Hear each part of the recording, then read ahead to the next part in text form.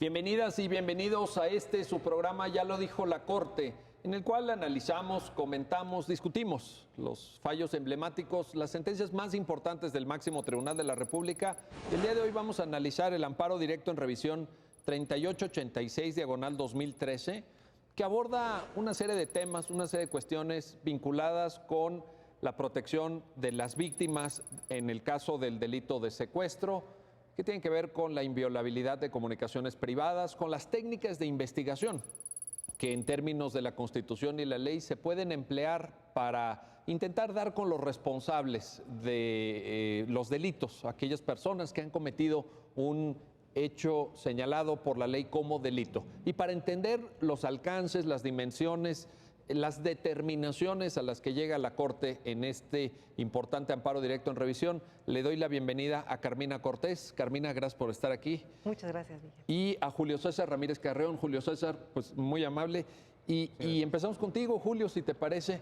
¿Por qué no nos cuentas un poco el contexto fáctico? Es decir, ¿cuáles son los hechos? ¿Cuál es la secuela procesal, como decimos los abogados, ¿verdad? Sí, claro, que permiten que el caso llegue a la Corte y que se pronuncie esta importante sentencia?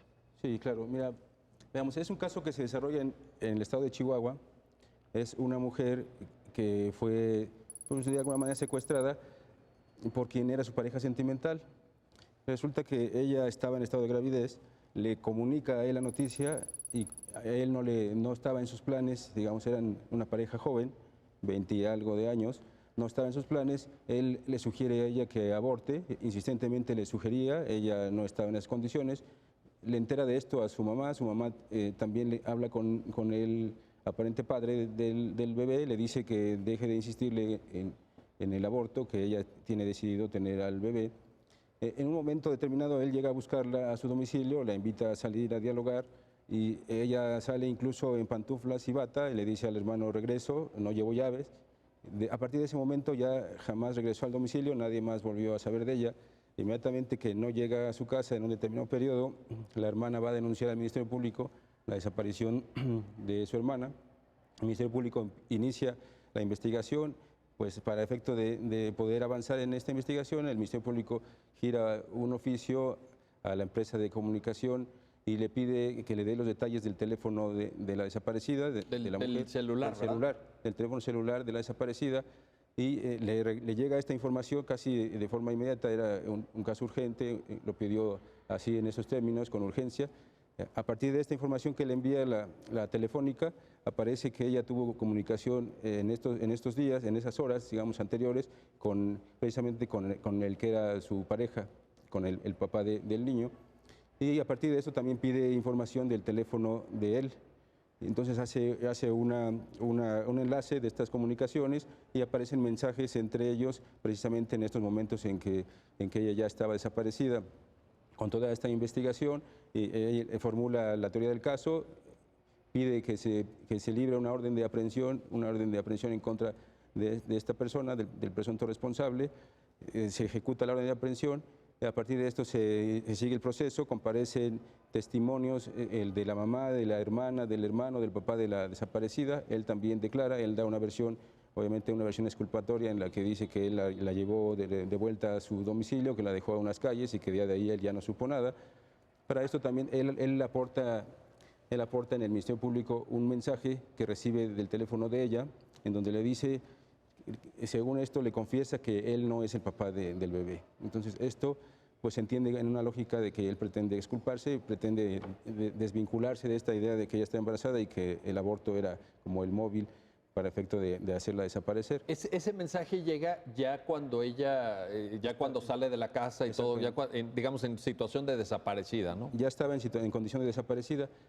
Lo digo porque podría suponerse que el celular de ella estaba en posesión de él, digamos, esa podría ser una hipótesis, ¿no? Exacto, esa, digamos, fue una de las hipótesis que manejó el Ministerio Público, porque curiosamente dentro de esta información que se pidió a las telefónicas aparecía que los aparatos telefónicos de ambos estaban bajo la misma antena. Esto se mide, digamos, que no tienen un lugar específico de dónde sale la señal, pero sí una ubicación aproximada en función de un área, que es la que le da ¿Eso nos permitiría concluir que estaban juntos? Que estaban juntos. Entonces, si estaban juntos, ¿para qué se mandan mensajes? Exacto, era una de las cosas que no concordaban, que le hizo al Ministerio Público apuntar hacia él como un presunto responsable, además de que había un mensaje adicional que era una recarga que él le hizo al teléfono de ella, previo a que saliera del teléfono de ella este mensaje donde le informaba que él no era el padre.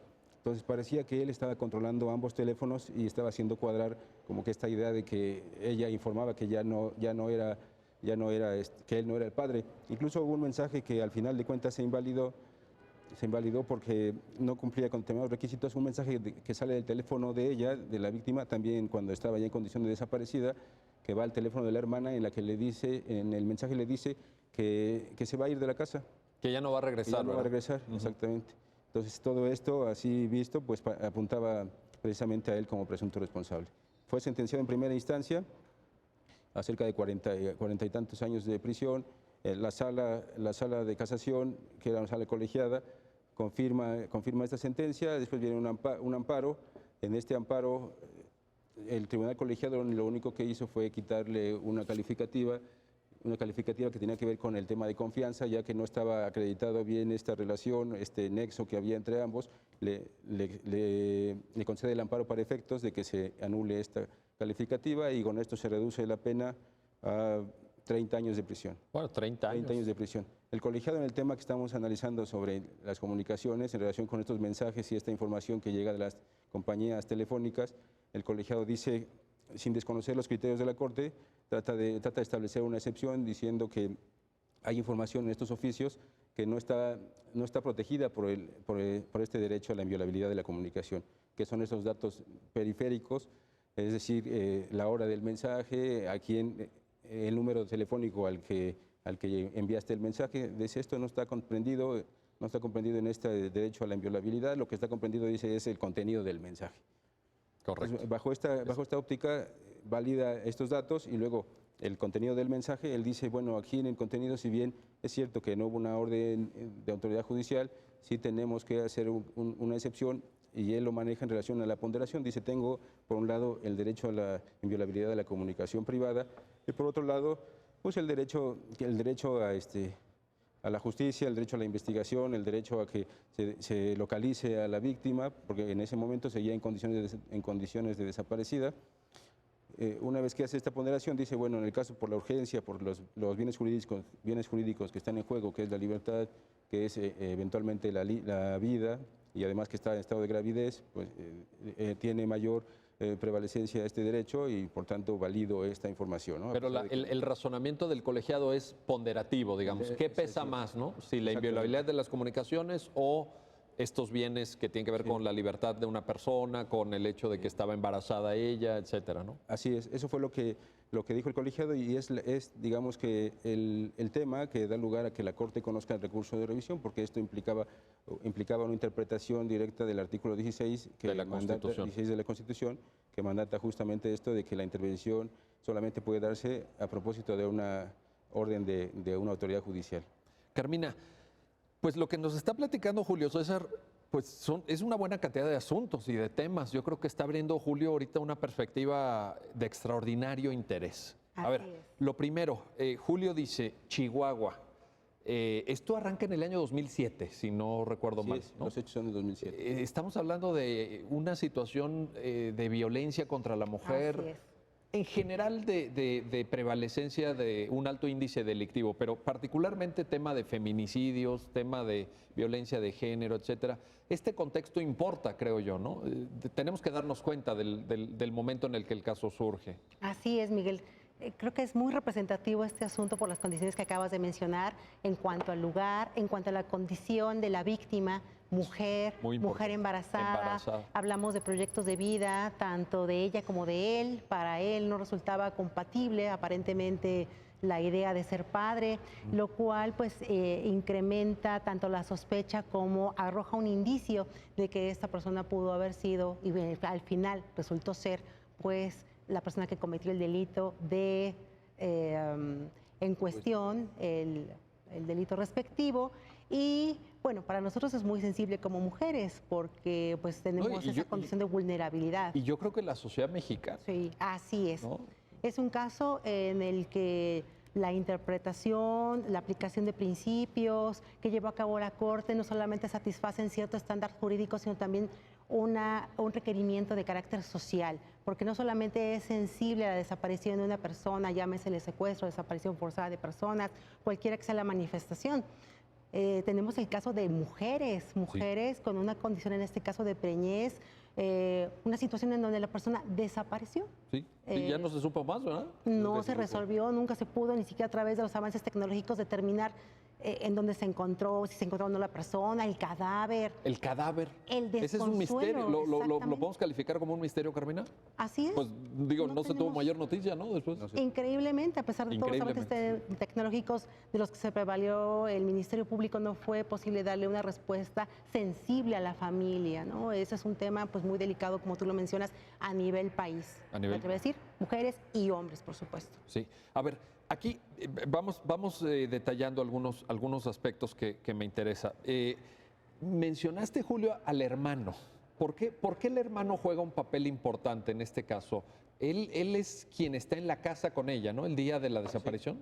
Sí. El hermano en ese entonces tenía alrededor de 12, 13 años. Era quien estaba cuando llegó el sentenciado, llegó a buscarla para pedirle que salieran a platicar. O sea, este señor llega a la casa de ella.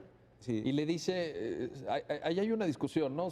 ¿Qué le dijo exactamente? ¿Quién eres? O toca la puerta y dice, ¿quién eres? Soy...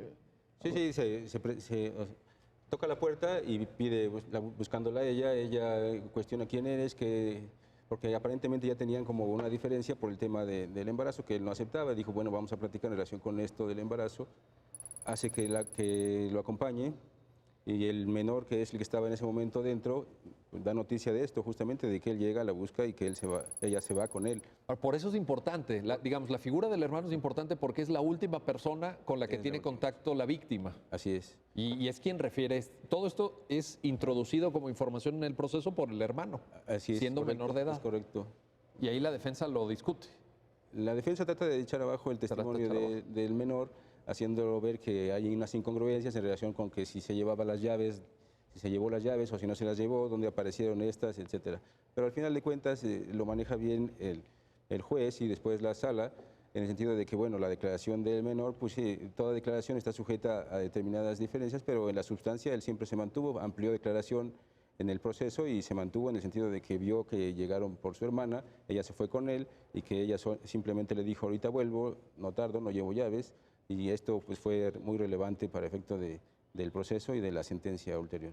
Ahora, aquí hay un elemento, independientemente de que ahorita vamos a platicar, Carmina, del tema de fondo, que es lo que compete a la Corte en términos del recurso de revisión recaído o presentado en contra de la sentencia que dicta el colegiado sobre inviolabilidad de comunicaciones. Vamos a entrar a ese tema, pero antes, nada más un detalle por esto que menciona Julio. Es decir, al final, en este caso, no había ninguna prueba directa contra él, ¿no? Es decir, digamos, había esta prueba de las comunicaciones que estaban y todo, pero pues se construye un poco sobre indicios, ¿no? Esta animadversión, los mensajes, lo que dice la mamá, la propia hermana que también refiere esta diferencia que había habido por tema de embarazo. Yo te pregunté en términos muy generales, hay precedentes de la Corte, pero en términos muy generales, Carmina, para quienes nos están viendo, ¿se puede llegar a una sentencia condenatoria con pruebas indiciarias nada más? Así es, esa es una manera de probar en cualquier proceso, especialmente en el derecho penal. Difícilmente tenemos pruebas directas o tenemos alguna confesión, alguna videograbación. A veces eso sale más en las películas, ¿no? En las películas sí, todo el mundo confiesa y todo el mundo, híjole, pero en la vida real... Así es, necesitamos concatenar una serie de indicios para llegar a una verdad que consideramos real, histórica de lo que sucedió. Y en el caso concreto, pues tanto el agente del Ministerio Público se hizo cargo de recabar toda esta serie de indicios, como los juzgadores respectivos de armar con ellos pues la secuela más lógica de lo que pudo haber sucedido. En ese sentido, bueno, pues estaba en juego, entre otros elementos, el que se trataba de una mujer embarazada, cuál pudo haber sido el ánimo con el que pudo esta persona haber cometido el delito, toda una serie de circunstancias que lógicamente podían arrojar esta conclusión a la que llegaron finalmente los juzgadores. Fíjate, me gusta mucho esta expresión que usaste, lógicamente, es decir, hay un razonamiento lógico en la forma en cómo llegan a la conclusión, porque un poco la cuestión de las instancias inferiores es Bueno, porque él dice, pues no, ¿verdad? Yo nomás fui por ella, pues platicamos tantito y luego ya se regresó. Creo que dice que la dejó a 2 cuadras, una cosa y bueno. Pero los tribunales inferiores dicen, ¿y qué más pudo haber pasado? Como por qué no regresó, ¿verdad? A su casa. Ante todo, la labor del juzgador no puede ser meramente intuitiva o subjetiva. Como tú bien lo acabas de mencionar, es un razonamiento lógico, se parte de ciertas premisas ya conocidas para llegar a una conclusión que hasta antes de la investigación pues era desconocida. Y ese ejercicio lógico es el que lleva a cabo el juzgador, el que revisan las instancias superiores y que a nivel constitucional nosotros como Suprema Corte revisamos. Pero la Corte ya dijo claramente, con base en puras pruebas indiciarias se puede llegar a una sentencia condenatoria en materia. Así es. En términos generales, los criterios de la Corte, me atrevería a decir desde la sexta época, que era cuando resolvíamos temas de legalidad, han asentado ese criterio. Y se ha mantenido. Así es. O sea, viene de sexta época, pero digamos novena, décima. Es un criterio vigente, ¿no? El que nos comentas está vigente ese criterio. Así es, no se ha revocado. No se ha revocado. Se ha dicho lo contrario por parte de este alto tribunal. No, esto es muy importante porque en efecto en la realidad, pues en el día a día, ¿no? Y a veces en casos en donde la investigación a lo mejor no es tan profunda o tan técnica como uno quisiera, en donde no se allegan de tantos elementos que deriven de la investigación, pues de todas formas se tiene que hacer uso de este material probatorio, digamos, indirecto o indiciario o presuntivo en materia civil, distinta a la penal, etcétera, ¿no? Oye, vamos a otro tema, Julio. Entonces sale la sentencia condenatoria, llega el caso, como tú lo has narrado con mucho detalle, a la Corte y hay un precedente. La sentencia cita un precedente, es aquel amparo donde hubo una interceptación de correos electrónicos. De hecho, ya hicimos un programa aquí, en este programa, y ya lo dijo la Corte, le dedicamos un episodio a analizar esa sentencia. Creo que la que estamos comentando ahorita, este amparo directo en revisión 3886-2013, se basa en ella, ¿no? Toma en cuenta el precedente. Sí, en la sentencia hacemos distinción de los precedentes para efecto de ver de qué manera esos precedentes nos apoyaban en determinada forma para poder de ahí apuntalar, digamos que la base y después hacer una excepción que queda muy clara en el proyecto. Estos precedentes había uno ya muy definido que era en relación con geolocalización, que decía que la ubicación de los teléfonos celulares sí podía obtenerse por el Ministerio Público sin necesidad de autorización judicial, que era un dato relativo al teléfono y no a la persona. A ver, esa fue una acción de inconstitucionalidad. Esa fue una acción de inconstitucionalidad. ¿Por qué no nos explicas, Julio, para las personas que nos están viendo, de qué hablamos cuando hablamos de geolocalización? ¿Cómo funciona eso? Sí, es la ubicación en tiempo real del aparato telefónico. Esto se daba mucho en aquel entonces cuando se vio esta acción de inconstitucionalidad, se discutía incluso en el Pleno estos tipos de delitos de secuestro express, en donde se llevaban a la víctima y a partir del teléfono inteligente que tenía un rastreador, digamos como GPS, una especie de GPS, a partir de eso se podía ir directamente o localizar directamente a la víctima y poder llegar a rescatarlo y aprender a los probables responsables. Esto fue lo que motivó que se presentara esta acción de inconstitucionalidad a partir de discutir este tipo de casos y se llegó en el Pleno a la conclusión de que era con tanta frecuencia este número de casos que había que generar un precedente que permitiera la investigación adecuada, que diera agilidad a esta investigación y sobre todo privilegiar la libertad de las personas y eventualmente pues, la privación de la vida o una alteración en la salud que pudiera ser consecuencia de tenerla privada de la libertad. A partir de ello, los ministros en mayoría decidieron que este tipo de datos sí era susceptible de que el Ministerio Público lo solicitara sin necesidad de que hubiera autorización judicial. Ahora, ahí en esa acción de inconstitucionalidad, y ya lo mencionaste nada más para que nos quede muy claro, la Corte hace una diferencia entre lo que puede ser la inviolabilidad de comunicaciones y la ubicación del teléfono. Dice, el hecho de que tengamos ubicado el teléfono en tiempo real no incide en... Exacto, sí. ¿No? Sí, se hizo la diferencia. Dijo, estos datos pues son como son esencialmente de la localización del teléfono, no implica una violación a la comunicación privada. Se dijo, bueno, ya aquellos datos relativos a la comunicación que hubo entre ese teléfono y algún otro. O sea, lo que se dijo, pues la conversación misma. La conversación misma, eso es otra cosa. Eso es otra cosa. Esa es otra cosa. A partir de entonces se generaron otros precedentes. Otro de ellos que se cita también en el proyecto es un precedente donde se dice que todos los datos periféricos a la conversación, es decir, el número al que estás marcando, el número al que le mandas el mensaje, la hora, la fecha, todos estos datos también estaban comprendidos en este derecho a la inviolabilidad de las comunicaciones. Y a partir de ello nosotros destacamos, hicimos una discriminación de todos los mensajes que en el caso se habían mandado y el contenido de los mismos en relación a la fecha, el lugar donde estaba ubicado el teléfono, y fuimos salvando por partes, fuimos salvando la comunicación. Dijimos, respecto de la ubicación de los teléfonos, pues aplica aquí el precedente de geolocalización y esto pues no requería autorización judicial. Respecto de estos otros datos, pues sí, aquí sí es donde generamos ya posteriormente una excepción, ¿no? Una excepción que ahorita vamos a analizar, pero déjenme hacer una pausa, no se vayan, regresamos enseguida. Estamos platicando del amparo directo en revisión 3886/2013, una sentencia de la Suprema Corte en la cual se analiza la inviolabilidad de comunicaciones privadas, las técnicas de investigación de los delitos, las facultades de las autoridades que investigan esos delitos para poder dar con los responsables.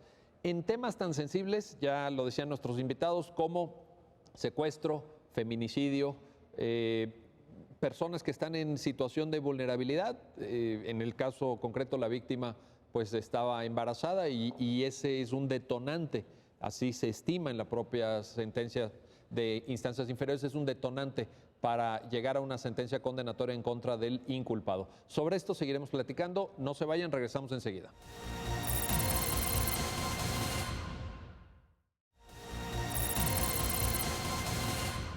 Ya estamos de vuelta, ya estamos de regreso en su programa, ya lo dijo la Corte, y estamos analizando el amparo directo en revisión 3886/2013.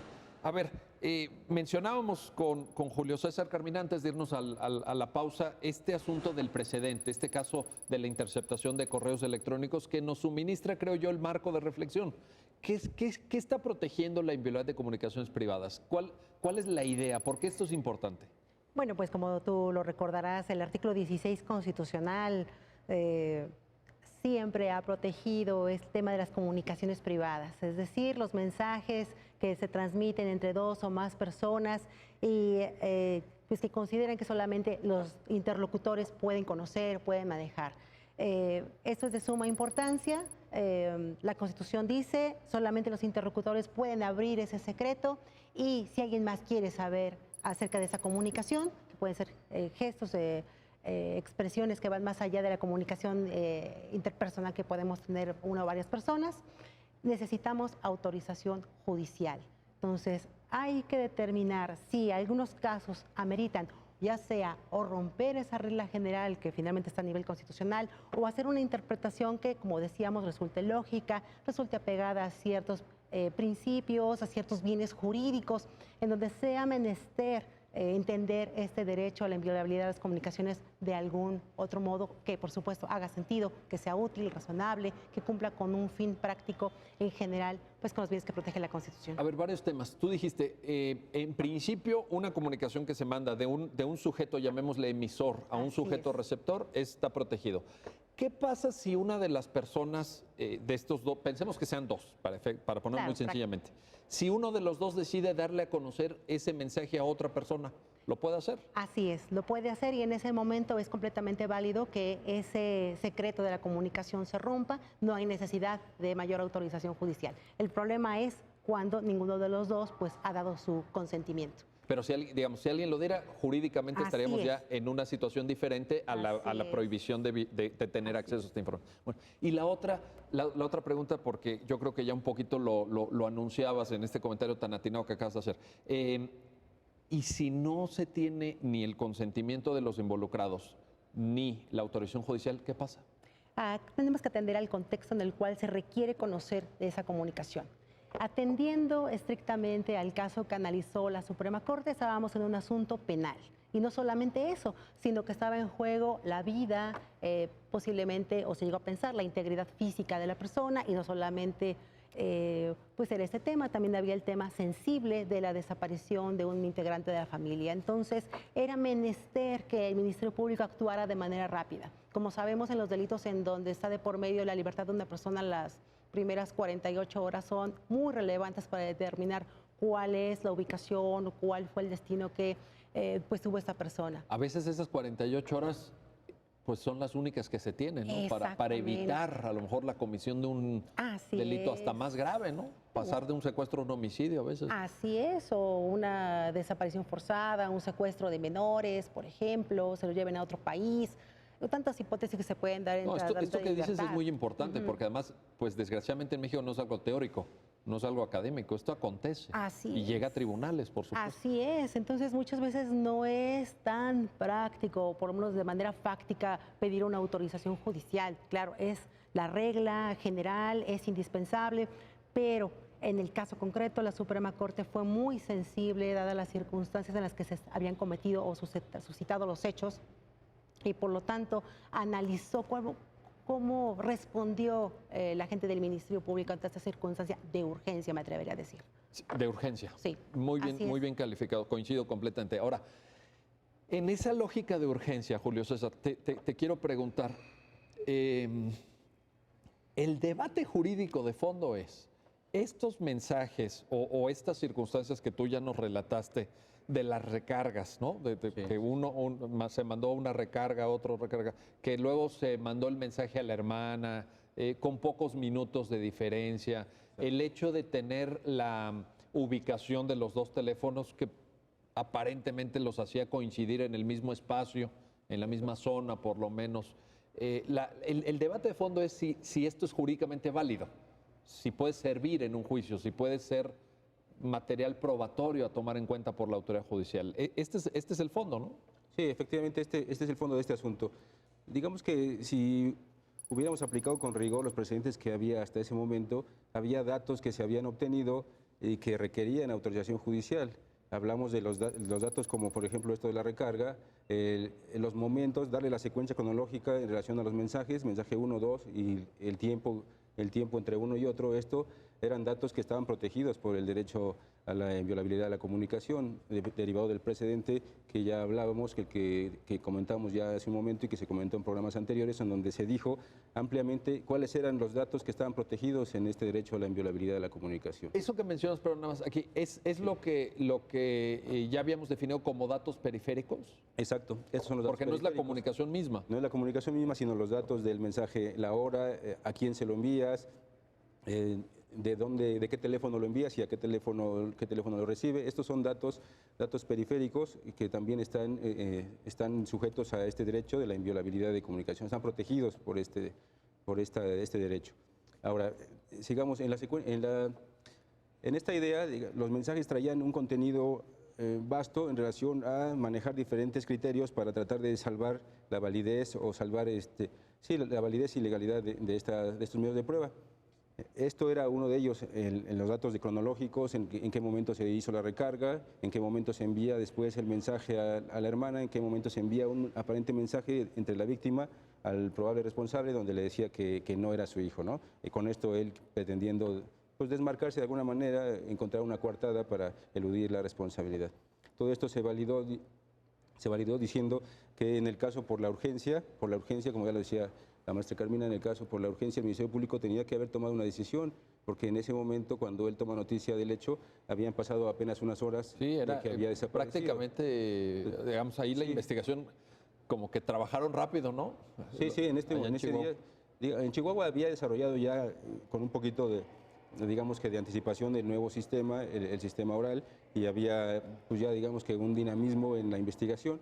Así el Ministerio Público, inmediatamente que le dieron noticia de la desaparición, mandó el oficio, le dieron contestación en relación al teléfono primero de la víctima, obtuvo los resultados, a dónde se había comunicado, con quién había tenido comunicación, y de ahí giró un nuevo oficio para pedir información del teléfono del presunto responsable y después hacer el entrecruzamiento, ¿no?, de los datos. Sí, y salvamos esta información diciendo que había una urgencia, estaba desaparecida. La intención del Ministerio Público fue localizarla, hacer cesar los efectos de este delito de desaparición o de secuestro y evitar con ello la posibilidad de que pudiera perder la vida o exponerla a que perdiera la vida y también obviamente al bebé que esperaba. Ahora, perdón, Carmina, en términos del razonamiento jurídico, ya Julio César nos está poniendo, digamos, el cuadro, ¿no? El cuadro.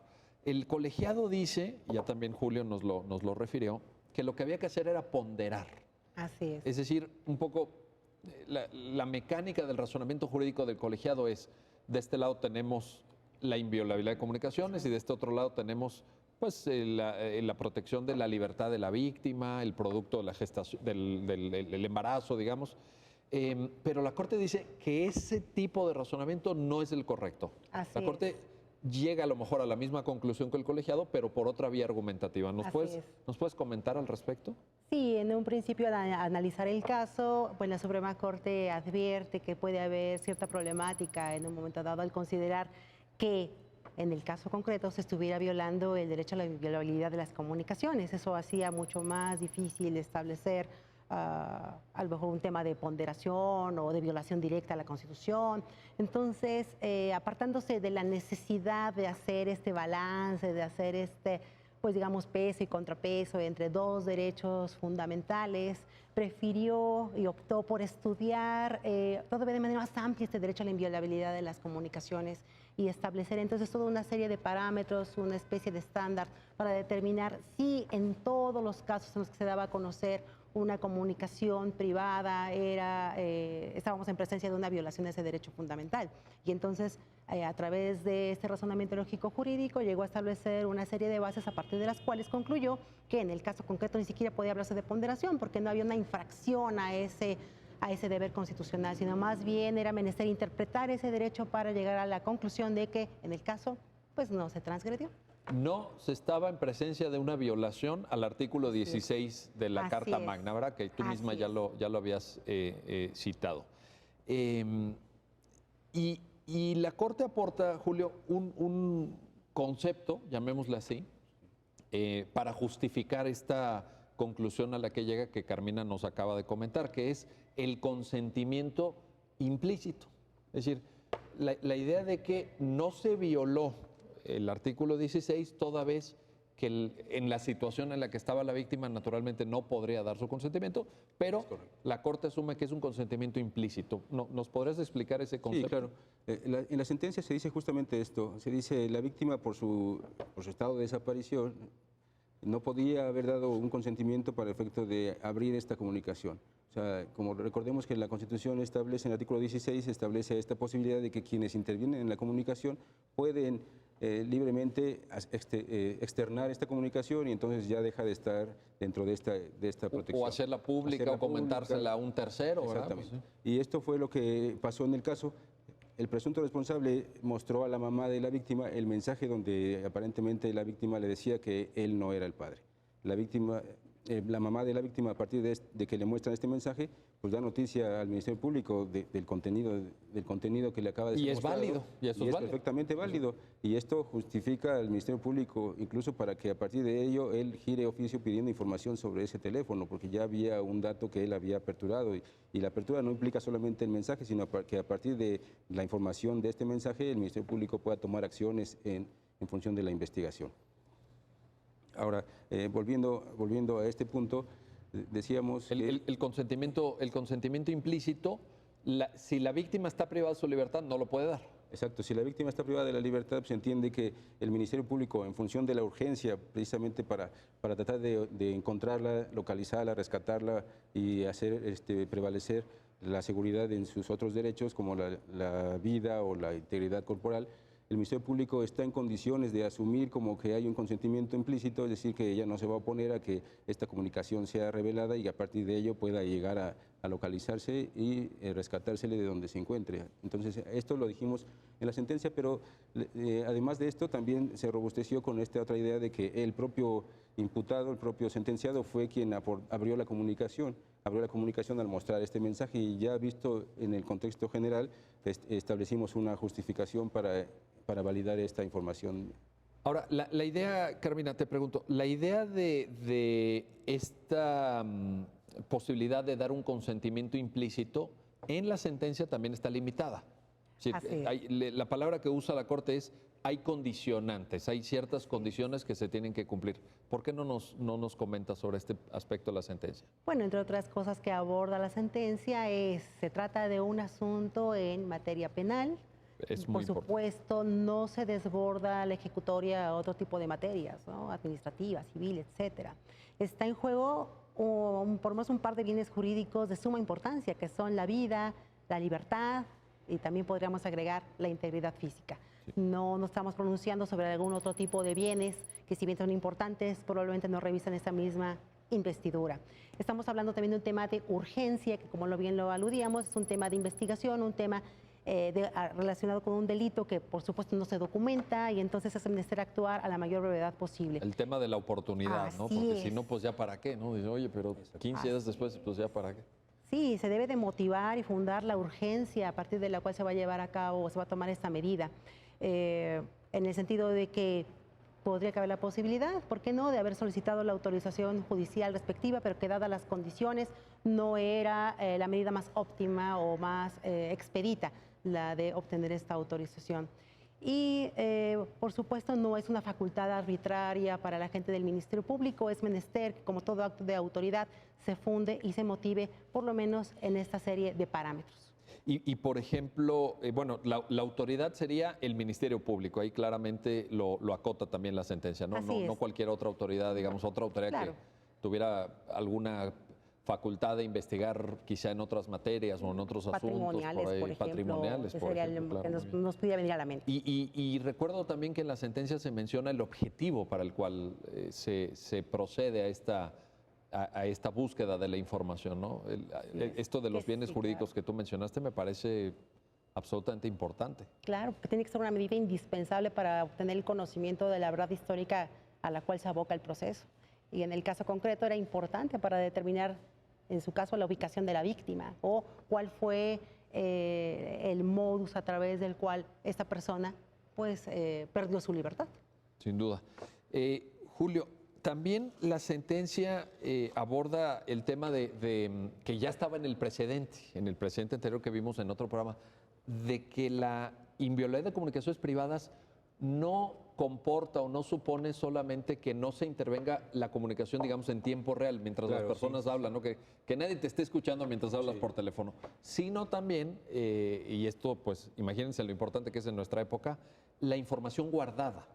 Claro. Sí, la información que ya está en soportes digitales o en soportes electrónicos y que se puede recuperar a lo mejor hasta años después. O sea, tú ahorita hablas por teléfono y eso a lo mejor queda registrado, ¿no? en una base de datos, ahora, o en la nube, porque ahora ya con la nube, pues ya quién sabe dónde esté eso de la nube. Pero en fin, sin embargo, esto también está protegido, ¿cierto? Así es. Todo documento donde conste o todo medio electrónico donde conste una comunicación, el resultado de una comunicación que no es en tiempo real, evidentemente, queda protegido dentro de este derecho. Todo medio, a ver, porque antes yo creo que, bueno, los que nos están viendo seguramente son muy jóvenes y ustedes también son muy jóvenes, pero yo me acuerdo que en la escuela me decían, no, pues la intervención, pensaba uno en la intervención telefónica o en una interceptación de cartas, claro, que ya ahorita se usan menos, ¿no? Y ahorita ya no nos llegan cartas a la casa, antes nos llegan cartas hasta de amor y eso, pero ahorita nos llegan cartas del banco, nada más, cosas que quieren cobrar nada más, ¿no? Pero, a ver, pero tú ahorita, Julio, nos estás diciendo que se abre a cualquier tipo de información, en cualquier soporte. Pero, ¿de qué estamos hablando para que la gente nos entienda? Correo electrónico. Correo electrónico. Redes sociales, incluso. Mensajes a través de redes sociales. El inbox de Facebook, por ejemplo. El mensaje directo de Twitter, por ejemplo. El mensaje directo de Twitter. El WhatsApp. El WhatsApp, uy, fundamental ahorita. Fundamental. Y sobre todo lo que más utilizamos, por ejemplo, institucional y a lo mejor es personal, todavía sigue siendo, creo que el correo electrónico. Correo electrónico, ahí hay otra. Correo electrónico, muy importante. Todo lo que sobre eso trataba el precedente, ¿verdad? Así es. Y si esto lo guardamos o lo imprimimos, incluso esta impresión de este mensaje pues, queda protegido, es impresión de una conversación y igual queda protegido siendo el papel, siendo electrónico, en cualquier documento o medio donde conste el resultado de una comunicación, bipartita, tripartita, como sea, está protegido por este derecho a la inviolabilidad. En cualquier soporte, digamos. En cualquier soporte. La Corte, tanto en el precedente, aquí lo reitera también en estas sentencias, es clara en esto, ¿no? Y me imagino que esto es importante también porque ahorita, ya en los casos que tú pones, Julio, pues son los que conocemos actualmente, pero quién sabe qué vendrá en el futuro. ¿Quién sabe cuál sea el destino que nos depare el avance tecnológico? Y a lo mejor ahorita es el WhatsApp o es el correo electrónico, pero el día de mañana no sé. Habrá otras formas de comunicación. ¿También estarían protegidas? Están protegidas. Yo creo que siempre que haya constancia de lo que se dijo, esa constancia quedará protegida. Muy bien. Bueno, vamos a una pausa. Vamos a regresar enseguida para seguir hablando de estos temas que tienen una gran importancia. Tienen una gran importancia para el Estado mexicano, para nosotros como ciudadanos, para todas las personas que queremos que el Estado sea eficaz en el combate a la delincuencia, que queremos que se respeten escrupulosamente los derechos de las víctimas, pero que también, por supuesto, estamos interesados en la defensa del debido proceso legal. Sobre esto vamos a seguir platicando. No se vayan, regresamos enseguida.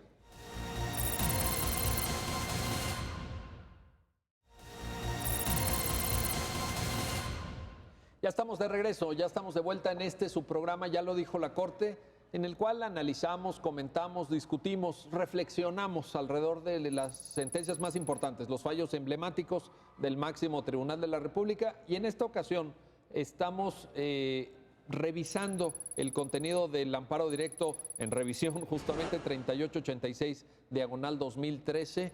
Y bueno, hemos visto ya una serie de temas, pero hay uno en esta última parte que decías, Julio César, antes de irnos al pequeño corte que hicimos, que necesitamos, creo yo, precisar. A ver, primero, lo que está protegido son todos los medios a través de los cuales se puede mandar un mensaje.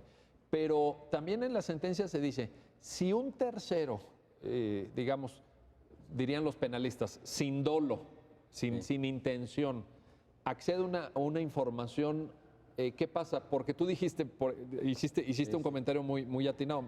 Dijiste, bueno, y si se imprime el contenido de esa conversación, de todos modos está protegido. Sí, pero ¿qué pasa cuando alguien lo descubre, digamos, sin querer?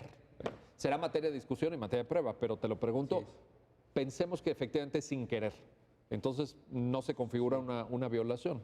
Digamos que no se configura la violación en función a que el tercero conoce el contenido de la conversación, pero no puede hacer uso de ese contenido llevándolo a autoridades o utilizándolo o subiéndolo a redes, porque ahí en todo caso violaría el derecho a la intimidad, otro tipo de derechos que están también inmersos o relacionados con el derecho a la inviolabilidad.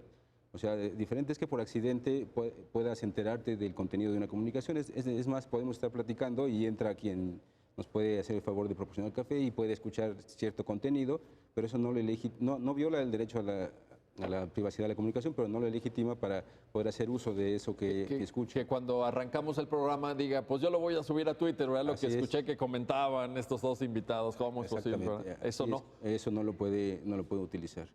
Se enfrentaría a un problema jurídico si lo hiciera. Sin duda. Oye, Carmina, a mí una de las cosas que en este caso me llaman la atención y que quizá si las personas que están viendo el programa pues se animaran, como siempre los invitamos a que lean la sentencia, porque no hay nada mejor que leer la sentencia, ¿no? Al final del día es una fuente de aprendizaje. En este programa pues sintetizamos, en fin, rescatamos lo más importante de la sentencia, pero no hay cómo leerla. Pero, a ver, el cadáver no aparece. Pues ya pasaron, ¿cuántos años? 12 años, ¿no? 12, casi 13. Exacto. 13 años. ¿Cómo queda el tema de los derechos de las víctimas?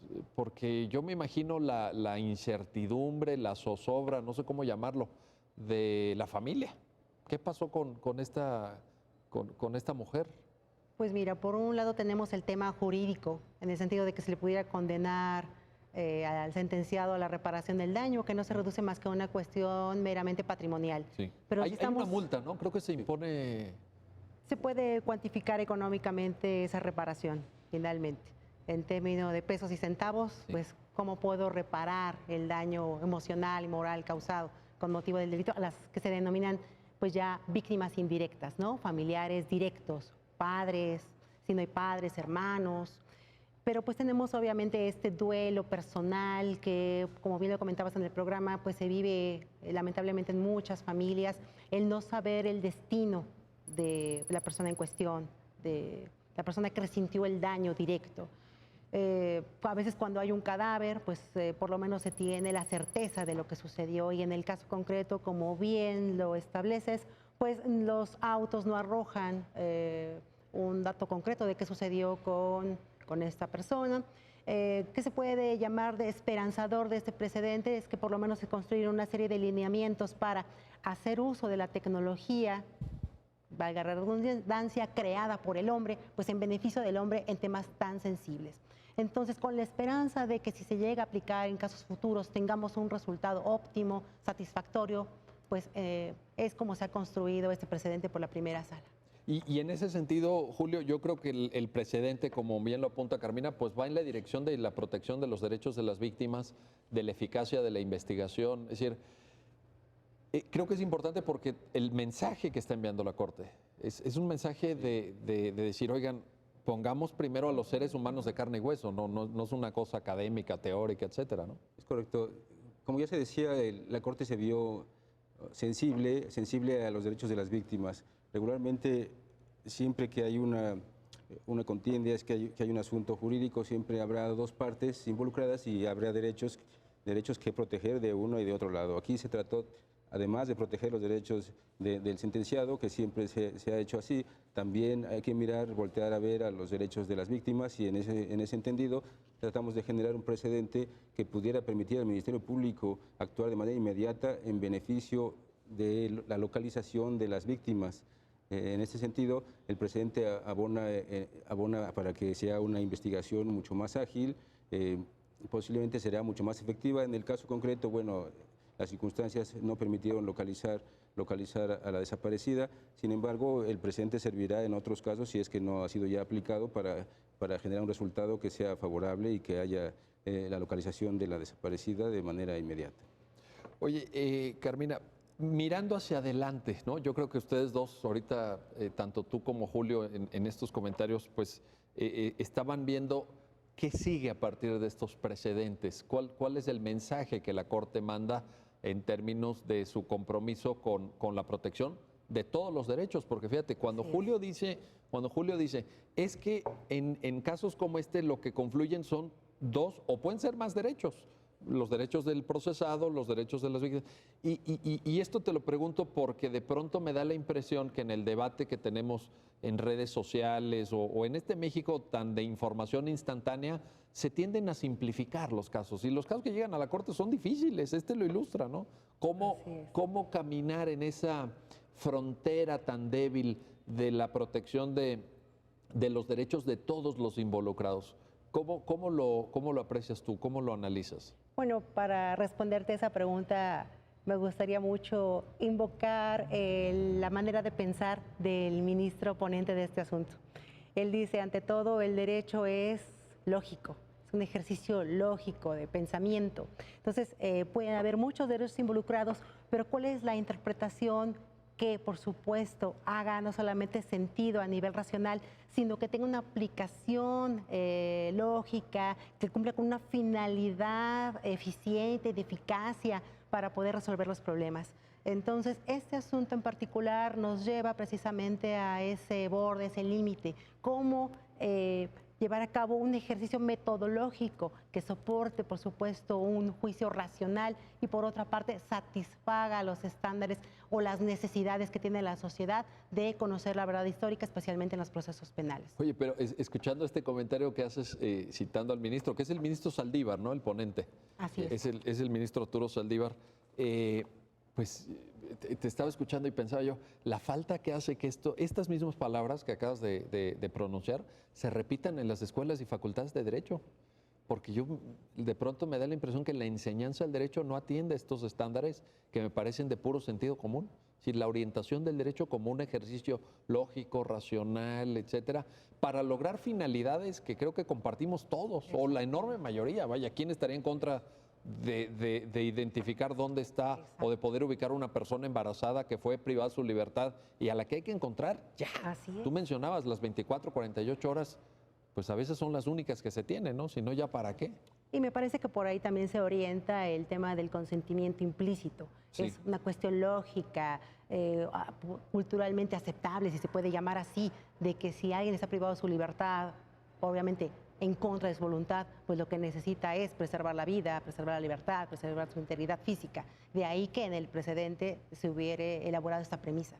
Quizá, qué bueno que lo mencionas, Carmen. A ver, Julio, quizá el mensaje sería la gran aportación de esta sentencia, digamos, el punto medular estaría en esto, en la idea del consentimiento implícito, que es ahí donde se aparta un poco de los precedentes anteriores, ¿no?